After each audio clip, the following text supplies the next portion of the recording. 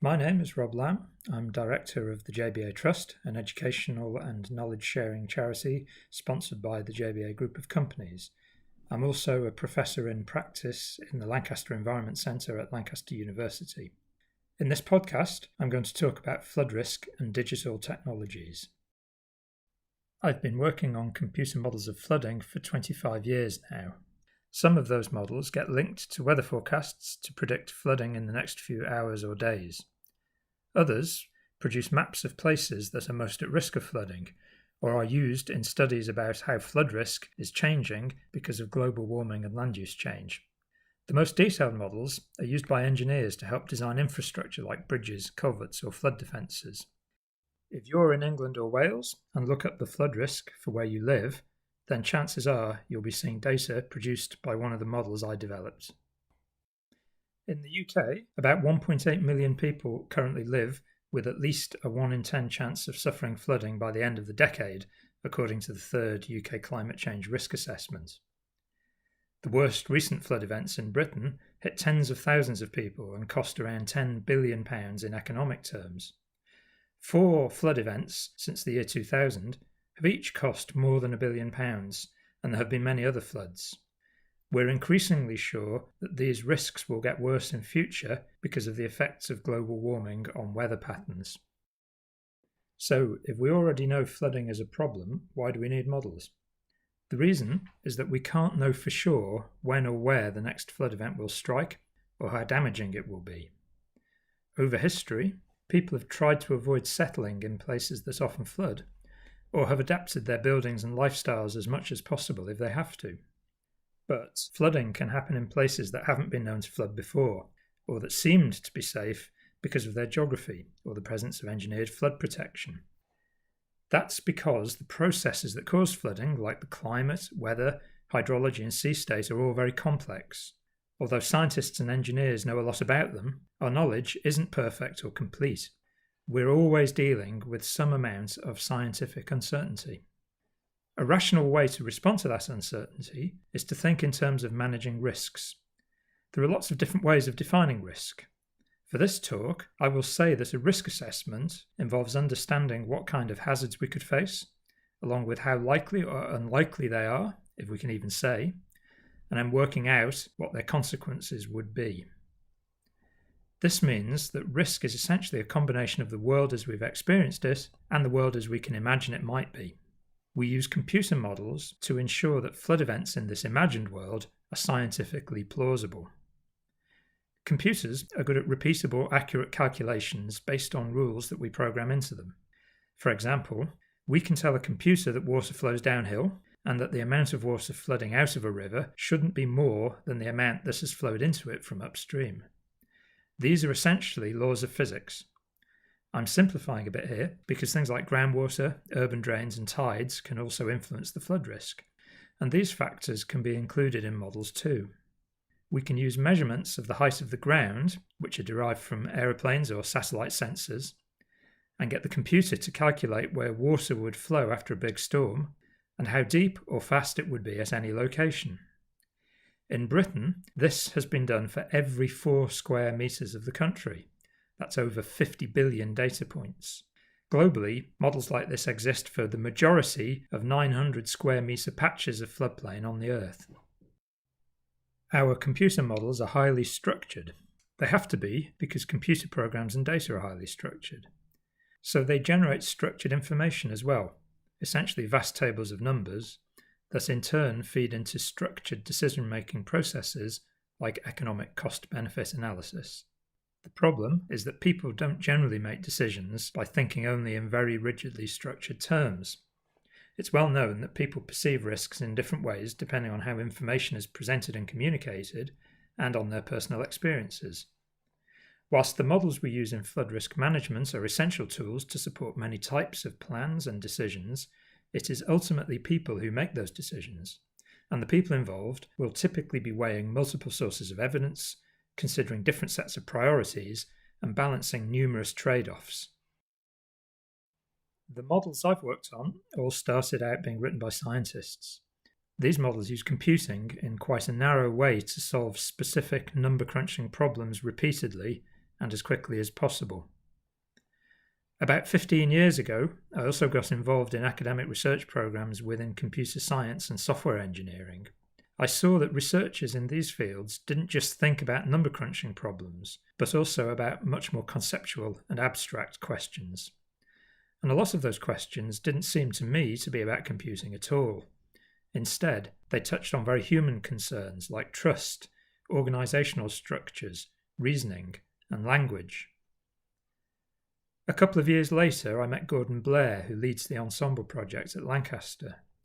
Gordon and his colleagues were exploring the connections between digital technologies and the natural environment. I think flood risk is intriguing from this perspective because in some ways it's like a collision between the natural environment and the human world. Gordon was interested in having a conversation about flood risk. At the same time, I was asking myself how we could take a fresh look at our modelling from the standpoint of modern thinking in computer science and software research. The timing was great because Gordon was just building a diverse team of technologists to work for 5 years on environmental topics, and he agreed to spend the first year looking at flood risk. So we got together a network of people from government agencies, universities, and industry at 2 workshops and follow-up online meetings over the course of a year. Plus, we had a Lancaster team of specialists in different aspects of software engineering, design, statistics, computing, and the creative arts. Over the year, we demonstrated that ways of working pioneered in the technology sector, like agile and service design, could be productive in our research domain too. We worked out some narratives about how different people have different needs for information on flood risk. For example, a regional flood risk manager may need cost-benefit data to develop a plan for future flood defences. A resident in an at-risk community may want support to help them make their house safer against flooding. And the government, or an insurer, needs to know about the chances of future large-scale catastrophic flood events. The narratives led us to focus less on flood models and more on flood risk data and information. I'm talking here about information to inform decisions about where we should build homes or not, how we can best protect people or critical infrastructure systems, and how to minimise the health risks of floods. These decisions are usually really complicated. They can involve navigating a patchwork of information, including both the structured kind of data produced by models and also many less structured resources like reports, interviews, pictures, and even social media content. We narrowed in on some promising technologies to enable a fusion of these different types of data. One key technology is natural language processing.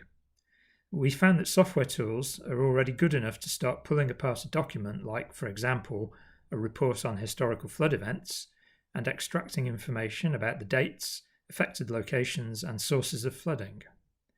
There is much more work to be done here, but I think this approach of getting machines to read documents that were written originally by and for humans is going to be increasingly useful. A foundational concept that emerged was semantic data. Seemingly a rather abstract idea, my simplistic take is that semantic enrichment is about converting data into information by adding context. The aim is for machines to be able to read that context and so provide a level of interpretation that has previously only been possible by humans. How does this relate to flood models then? Well, let's look at a simple example based on a place called Kendal, which is a town of about 28,000 people in northwest England.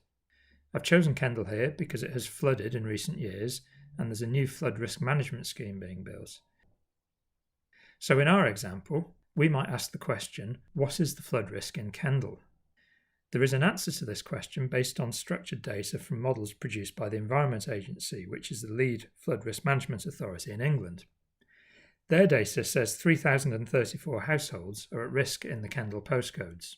But in the semantic approach, we would like the data model to recognise that there are several concepts layered into our question. One is the idea of flood risk itself, and a second concept is that of Kendal being a place. A semantically enriched query should be aware of these concepts and connect our query with documents that refer to past flood events in Kendal, so we'd find that over 2,000 properties flooded there in 2015. Our semantic query should also know that the concept of risk includes both the causes and consequences of flooding, so it should find parts of another report that refers to flooding being caused by the River Kent, which flows through Kendal. It should also recognise that flood risk includes what might happen in the immediate future and search for current flood warnings on the River Kent, as well as for the longer-term risk. We've got some way towards demonstrating this kind of information system in 2 journal papers we published.